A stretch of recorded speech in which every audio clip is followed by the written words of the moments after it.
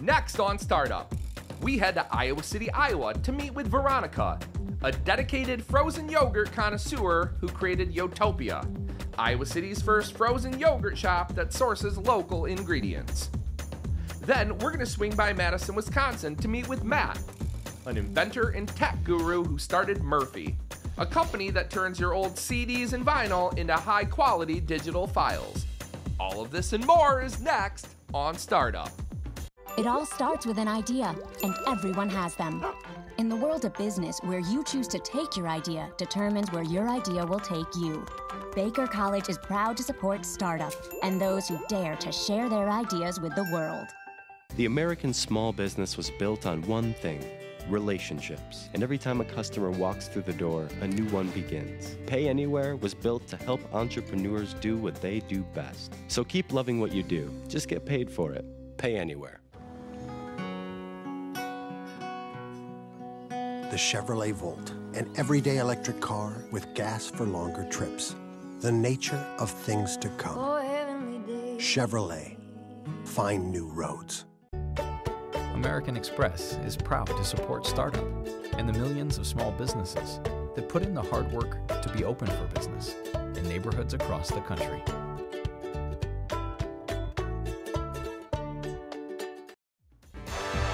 My name is Gary Brado, and I'm a documentary filmmaker and an entrepreneur. The economy is in less than perfect shape, and when the jobs go away, there's nothing left to do but get up and get creative. And there are people all over America doing just that. It's estimated that up to 85% of new businesses fail. So I'm going coast to coast to hear the personal stories of the people who beat the odds and started a successful business from the ground up. This is Startup.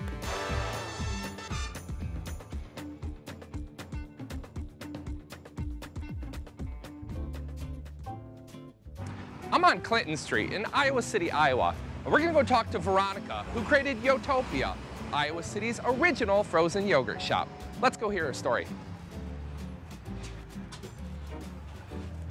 In the 1930s, Dannon began selling pre-packaged yogurt for the first time in the US. By the 1970s, frozen yogurt was introduced as a soft-serve dessert. And by the mid-90s, frozen yogurt accounted for 10% of the frozen dessert market. When Veronica moved to Iowa City, she quickly realized that there was nowhere in the city to get her favorite dessert. So she took matters into her own hands. Start by telling us who you are, your name, where you're from, a little bit of background history. Sure. Veronica Tessler. I grew up in the suburbs of Boston, moved down to Virginia when I was a child, and then have been here in Iowa City for 7 years. Where did you go to school? I went to Virginia Commonwealth University in Richmond. And what did you study? I studied political science. I worked in foreign policy for 5 years before opening my business. I worked for a small nonprofit private operating foundation that did international peace and security issues. So I worked on weapons of mass destruction and nuclear nonproliferation before I started my business here. So we had massive layoffs at the foundation where I worked in 2009 due to the recession, and it was at that point that I realized working for somebody else, I'd be, working at the whim of the economy and things like that. And so I thought more about starting my own business. And have you always kind of had a self-starting, independent entrepreneur nature? I'm a problem solver by nature. I wanted, the problem was there was no frozen yogurt in Iowa City, and I was destined to solve that problem. When did the aha moment hit you, I'm going to do this? Went with my cousins to a frozen yogurt shop in the Valley, and I had been thinking about opening a shop for a couple of years now, but that was the aha moment. I thought, they're everywhere in LA, they're nowhere in Iowa.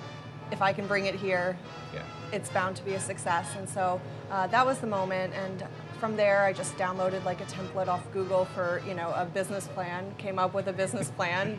Tell me about the lease and how you went about that. Sure, I would walk around downtown. I live just a few blocks from here, so I just kind of scope out the area. Saw this space here. They were doing a liquidation it was a shoe store liquidation, so I kept my eye on it for a week or so. Then there was just a for lease sign up in the window, a little handwritten sign, and I called, it was just the owner.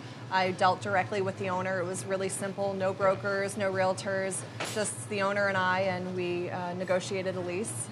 Makes it a lot easier dealing with an independent, doesn't it? So easy. You don't have to give me an exact number, but somewhere between 1,000 and 3,000, or 2 and 5, or roughly.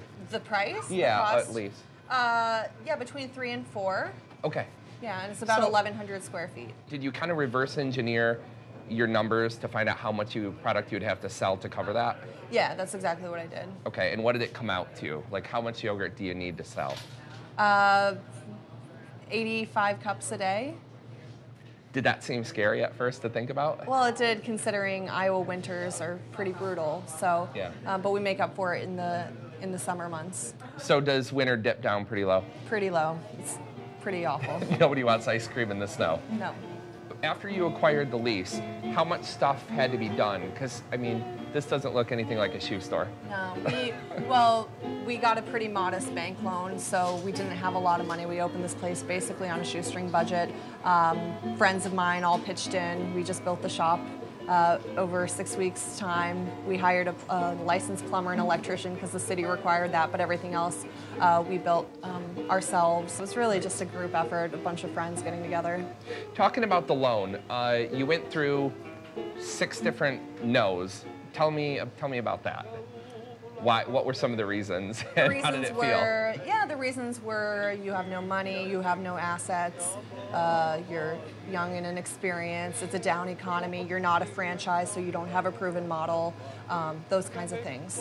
And you didn't get discouraged after the first, second, third, fourth, fifth, sixth?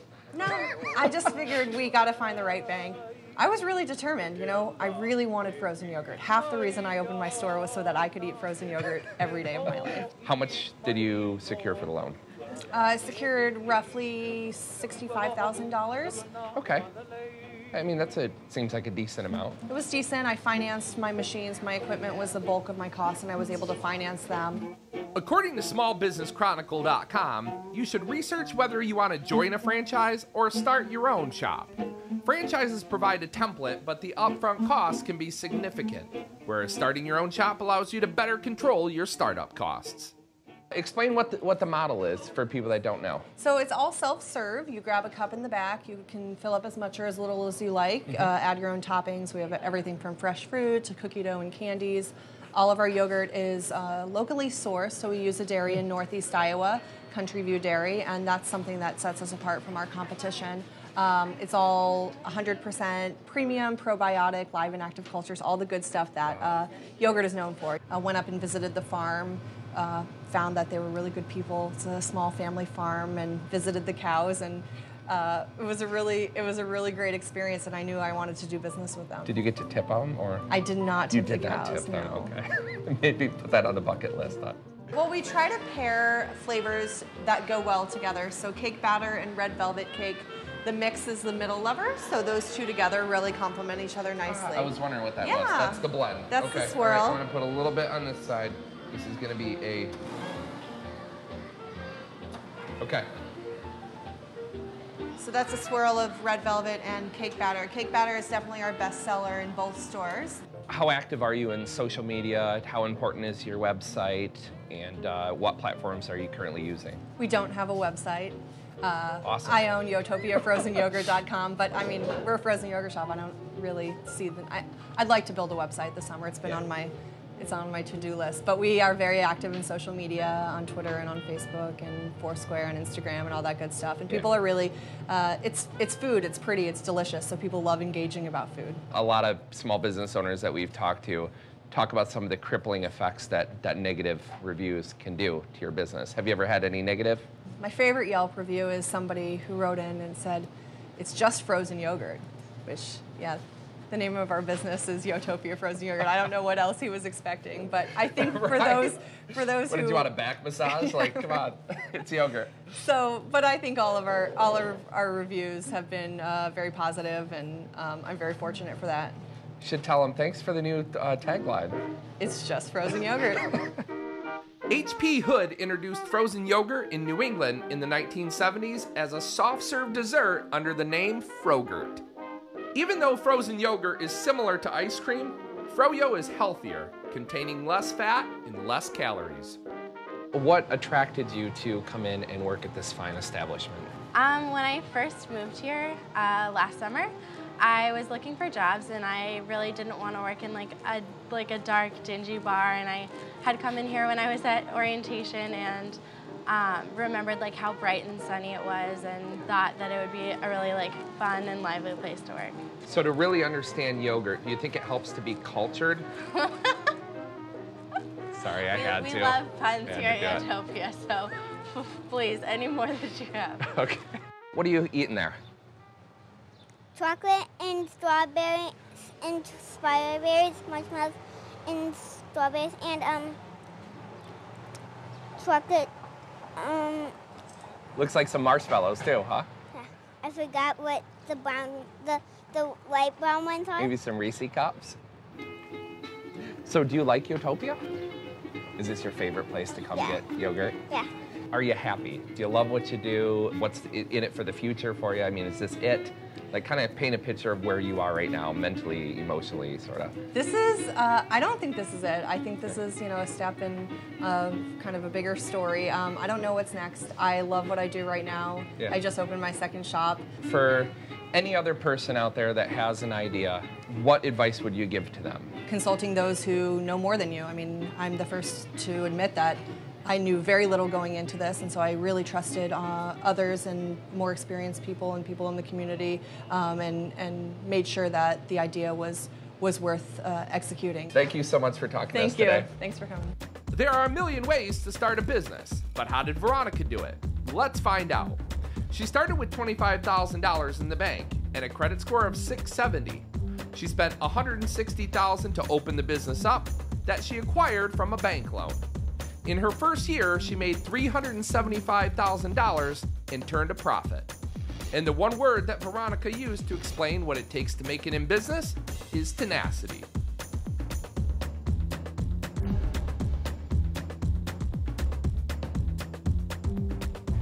Veronica gave us the scoop on starting a business, and there's nothing vanilla about her work ethic. Being an entrepreneur can take up a lot of your time, but it's that first big spoonful of success that puts the cherry on top and makes it all worth it. For more information, log on to our website and click the link for Yotopia.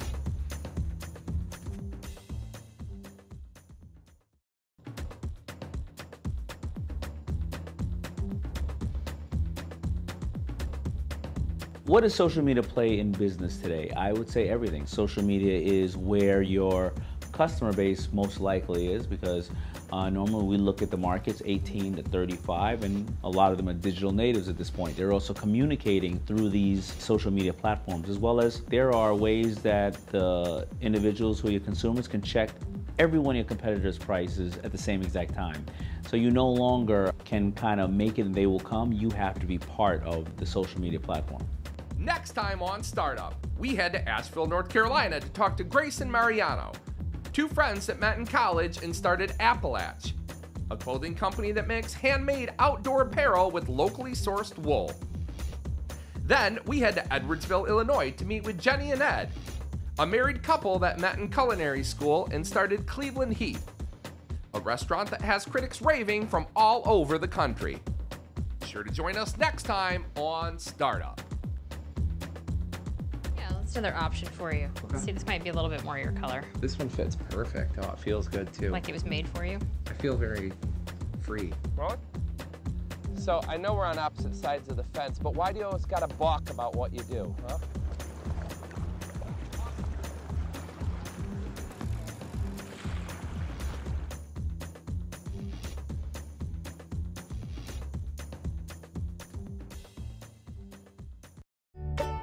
American Express is proud to support startup and the millions of small businesses that put in the hard work to be open for business in neighborhoods across the country.